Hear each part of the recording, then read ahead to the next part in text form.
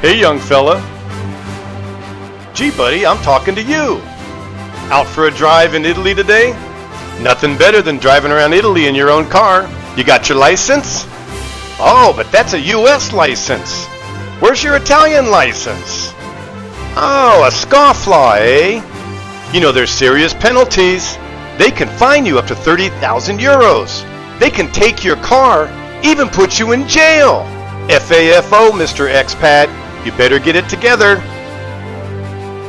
Hey guys, it's Brad. Well, let's talk about getting your license here in Italy. Now, a lot of you think that you need to have your license within 1 year of when you arrive in Italy, and that is not true. The law states that you need to have your license after you have gotten your permesso di soggiorno and after you have signed up with your community and have your community residency recorded in the registry of your town. That is when the 1 year starts of your grace period for getting your Italian driver's license. Now, in my case, I was in Italy for more than a year before I even got my permesso di soggiorno, and it was more time after that before I could get onto the registry, have the police come out and do a check at my home, make sure that I really lived there, and then have my card issue. That's when your 1 year starts. Not every country requires that you need to get a brand new license in Italy. Some countries have reciprocal. The United States, Australia, and New Zealand are countries that do not. Canada has a few provinces which do have a reciprocal agreement with Italy. Quebec, Ontario, and Alberta.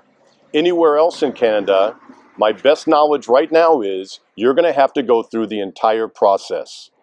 Now, before we get into what the process is, let's talk about the penalties if you do not get an Italian driver's license.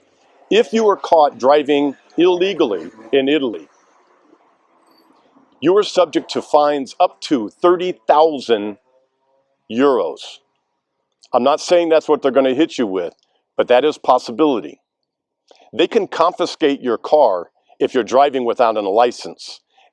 And having a U.S. license after you've been here for a couple years does not qualify as having a license.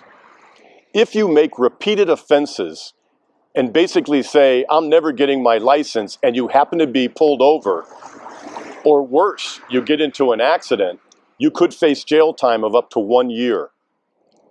If you have insurance on your car and you're in a major accident and you never had a driver's license issued from Italy and you're driving illegally, your insurance company may negate your insurance, even though you've paid for it, and refuse to pay the claim because you're driving illegally.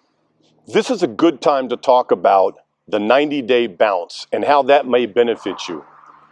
I often say that it's not necessarily in everybody's best interest to move to Italy, buy a house, and just move here full-time, get the visa before you ever show up or even try. I think there's a lot of good reasons to do the 90-day bounce. If you're not familiar with it, you're allowed to stay in Italy 90 days out of every 180 days. That doesn't mean you have to stay here 90 days straight. You can be here for a month and leave for a month. Be here for a month and leave for a month. Or be here for a day, leave for a day. Be here for a day, leave for a day. There are countries near here like Montenegro and Albania where you can easily bounce to and spend 90 days there, then come back to Italy, to your place here, and then leave again. Maybe you spend some time in the UK, or you go to Morocco, or you go to Japan, you go to Indonesia, Costa Rica, Colombia, Mexico, wherever it is that you want to go, back to your home country, wherever it is. If you were to do that, you would never have to go through the hassle of getting an Italian driver's license. Other countries like, for example, Montenegro, have a reciprocal license agreement. So if you were coming from, say, the United States, you could take your residency in Montenegro, be a tax-paying Montenegrin resident, and get your license there. And from everything that I've researched, and I've done a bunch, it is as simple as turning in your U.S. license, showing that you're fit to drive, showing that you don't have a criminal history. You would need that for your residency there anyway. Paying about a €50 fee and switching out your license. It's usually done within 15 days. And generally speaking, there's no testing required, although that is a possibility, but from what I've read, that's very rare. The bottom line is this: if you're going to be driving in Italy over the long term, you're going to have to find a way to survive here either without a license and not drive, or you're going to have to live here part-time and somewhere else part-time, or you're going to have to learn Italian exceedingly well to be able to pass the test. Now let's talk about the test. So this is our local police station, and this is absolutely where you do not want to end up. So make sure that you have all your business in order here once you've lived here for long enough that you need a license. To help you pass the test, you're going to need to go to a driving school, autoscuola, is what we have here. And it's going to cost you about 600 to 1,200 euros. The course will include the theory, which is the written test. There will be up to 300 available questions. You're going to get 30 of them. They're true-false, but you can only miss 3. You have to get a 90%. And they're a little confusing. They're written to be confusing. They're a little ambiguous, the questions. So you have to be very careful. If you don't speak Italian, I'm not quite sure how you would be ever be able to pass this test. I don't know that you can memorize 300 questions in Italian and only miss 3 when they give you the test. After you've done that, you're going to take your practical test. The practical test is the behind the wheel. You'll have a person grading you. That test, to the best of my knowledge, but I'll put up here if this is true or not, has to be done in a manual or stick shift car.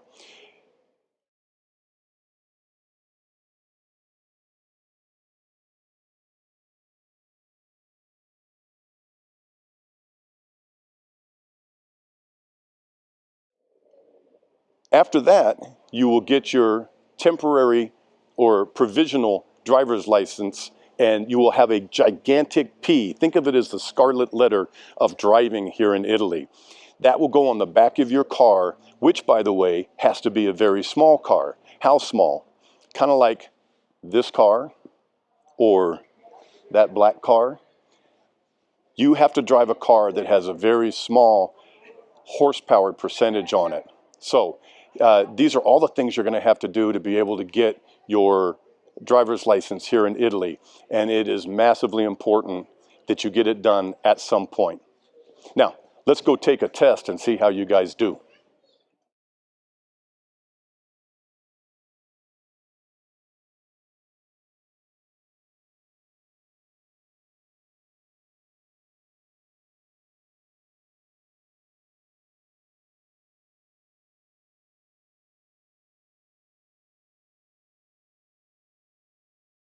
Se durante la guida la visibilità è ridotta a causa della nebbia, il conducente deve usare gli anabbaglianti e tenere una distanza di sicurezza maggiore del normale. Ok, fantastic. La patente è viabilita anche alla guida di un'autovettura per trasporto di cose avente massa complessiva a pieno carico fino a 7 tonnellate. Vero o falso? Falso. Durante un sorpasso in autostrada il veicolo sorpassato è sempre tenuto ad accostarsi il più a destra possibile. Vero o falso? Falso! In caso di veicolo in panne su una statale senza piazzole di sosta, il veicolo deve essere spostato fuori dalla carreggiata, se possibile, e il conducente deve indossare il giubbotto retroriflettente. Vero o falso? Vero! Il conducente con patente B che traina un rimorchio o l'ecomassa a pieno carico e pari a 750 kg può circolare in ogni caso alla stessa velocità degli altri veicoli leggeri? Vero o falso? Falso! Hey guys, well, there's one more thing I'd be remiss if I didn't bring this up with you. The test not only includes questions about driving and the driving laws, it includes questions that are just kind of general things about your car, your insurance policy, how long is your dipstick, how much oil do you need to have in your car, what needs to be in your car for emergency stuff, all sorts of questions. So I wanted to read you a few. Let's see how you do. Let's talk about insurance. Your insurance also covers damage to your own vehicle in any situation. False. That is not true.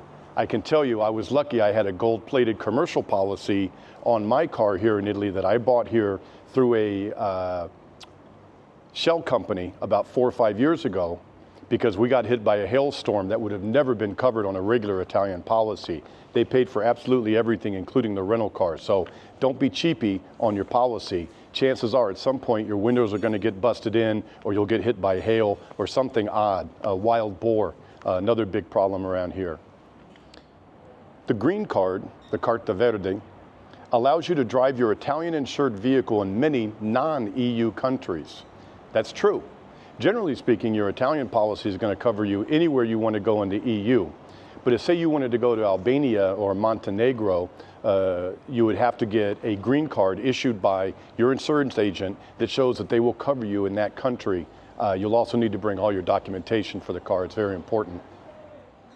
The owner of the car is always responsible for traffic violations, even if another person is driving. That's false. Here in Italy, if your car goes through a stoplight and you have someone that was driving your car, they can sign a form and say, it was me, and the points won't go on to your license. Here's a good one that you should know. The minimum legal tire tread depth in Italy is 2 millimeters. That's the minimum tread depth. That's false. It's actually 1.6 millimeters. And for those of you still on the King's system, that is 0.063 inches. Or anyway, learn metric. So these are the kind of questions, and I wanted to give you some in English. If you could understand Italian fluently, the Italian test is not that hard. The problem is, more than likely, you don't speak Italian fluently, and you're going to have to take this test, and it's going to be very difficult for you. So plan ahead and think hard about what kind of visa and how you want to approach your living in Italy. All right? That's all I got for today, guys. I hope you enjoyed this video. Olivia sends her hellos. She's still getting things back together again. The last of her family's heading back out of the country today after everything that she went through over the past month, good and bad. And she'll see you soon in a video. And I'll just say, ciao.